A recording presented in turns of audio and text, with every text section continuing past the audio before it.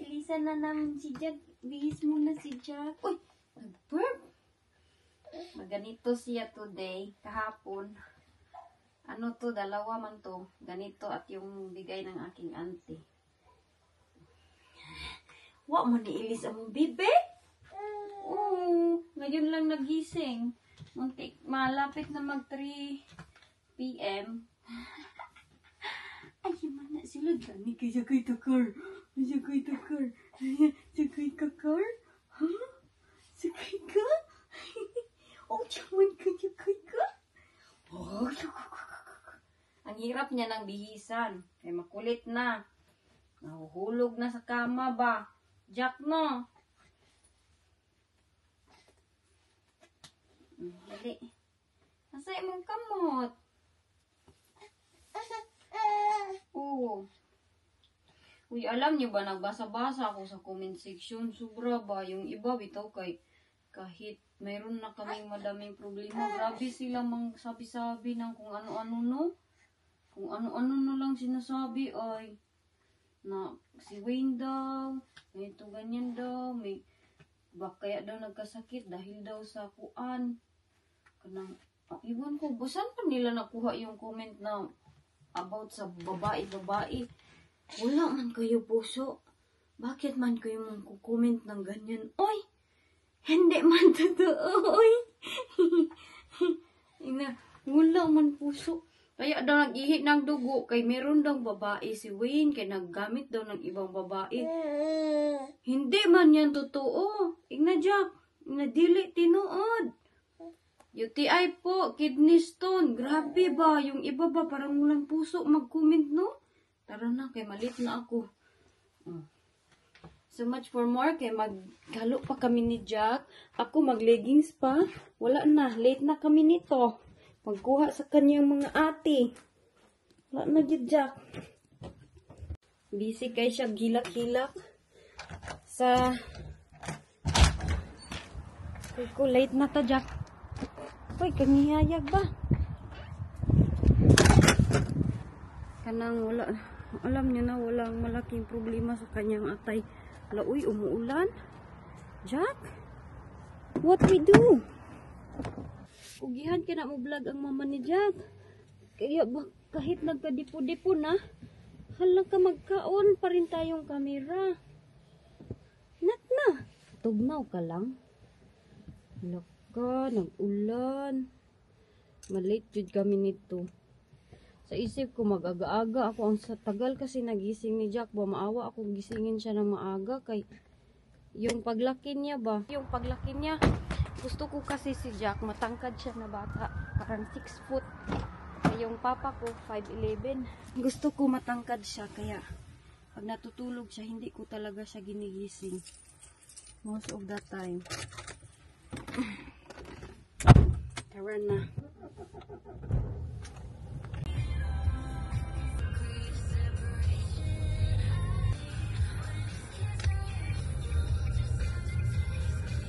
Na-late na nga inyong Inday.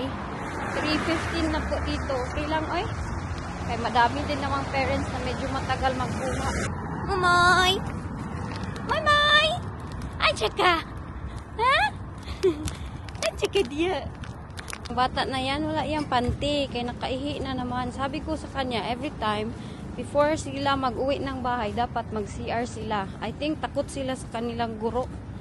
I don't know kung ano yung nangyayari dahil every time talaga mag-iyak kay bursting daw siya, bursting. Yan, nakahihi sa kanyang panty at leggings. Uy, panty! Kay Claro Jenny ay. Ganito kamahal yung aming isda dito, oh. 2 pounds siya. What's bleeding? The fish? Yeah. Yeah, the eye's bleeding. Because they traveled from far away. 1 free banana. Yeah. That's okay, Jenny. Mommy will just pay. Do you wish to continue? Puno na naman yung aming shopping trolley.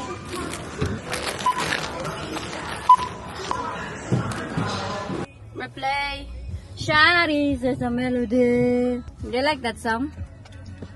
Every day. That traffic. Umuulan na po tayo. the girl.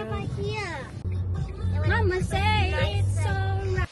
Dito na po kami. Nagkukulitan yung dalawa. Inom si Mami ng cranberry juice kay GUTI. Si Mami Jack. Hilapan ka. Agay na suko. Agay. Ay! Gusto ata matutoy. Nag-wild naman ka. Wait sa mag-inom sa si Mami juice. Naka. Huwag man gulo siya nag-lunch kay. Ayan oh. Ang tagal niya nagising, di ba? So, hindi ko siya napakain ng lunch. Dinner na lang. Kailan niya, nagdidi naman. Didi muna kami mga tita, kay gutom na si Jack. Gutom si Jack sa didi ni Mami na. Oo, excited kayang lips. Oo, excited. Agoy, ay, suko na. Okay, okay. Kaning bata diri, kanina ko pa ito pinapatulog. Hindi pa rin tutulog. Meron akong good news sa inyo. Pwede na po akong umuwi ng Pilipinas. Sa mga nagsasabi sa akin na ang isip ko daw palagi daw Pilipinas, hindi talaga kayo makarelate kasi wala kayo sa situation namin dito. Sa mga naka-experience, nakapunta ng Europe, sa Amerika, sa mga abroad, you will know what's the feeling. Pangharapin mo talaga pumunta ng Pilipinas. Oh. Kahit sino pa yan, as in, sabihin ko sa inyo talaga. I don't know about the others, but ito talaga ako. I like to go to Philippines kay masaya man sa ating country. Oy, kung sabihin ng iba na dapat daw payari, prior. Di nalito si Mami na.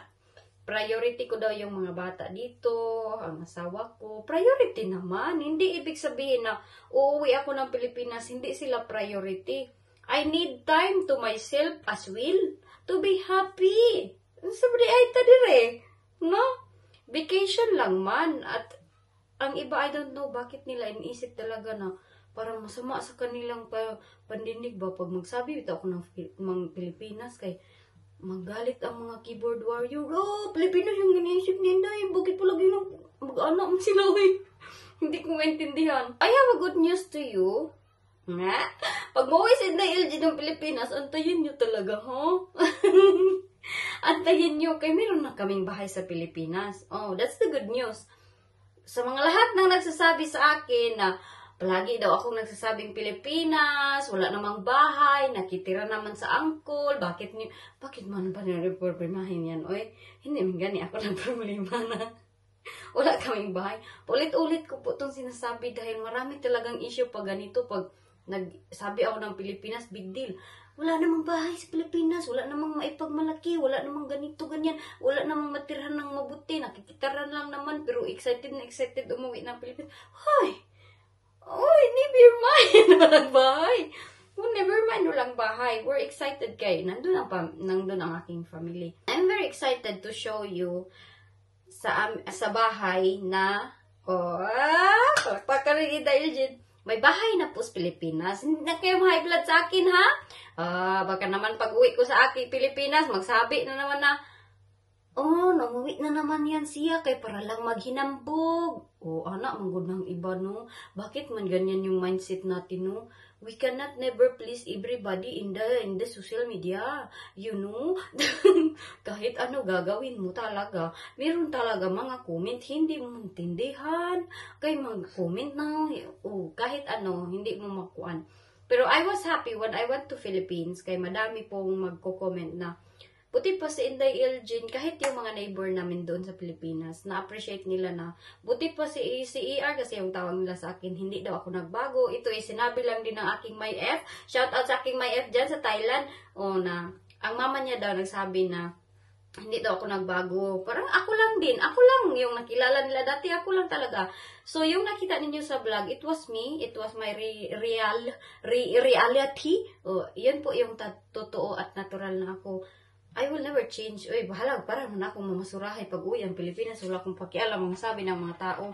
I would rather be appreciate sa ganyan na bagay na hindi nagbago kaysa sa umuwi ka na, ay ano ba yung kuan, uy. Kay nag-uwi kami ng Pilipinas, meron akong nakausap doon, sabi niya, buti ka pa kay hindi ka nagbago, namamansin ka pa rin sa amin. Sabi ko, huy, ante, ano ba nang, ano man ang kailangan hindi pagpansinon, uy, nga nakapunta lang doon, ano man, lugar lang naman pa rin yung dito.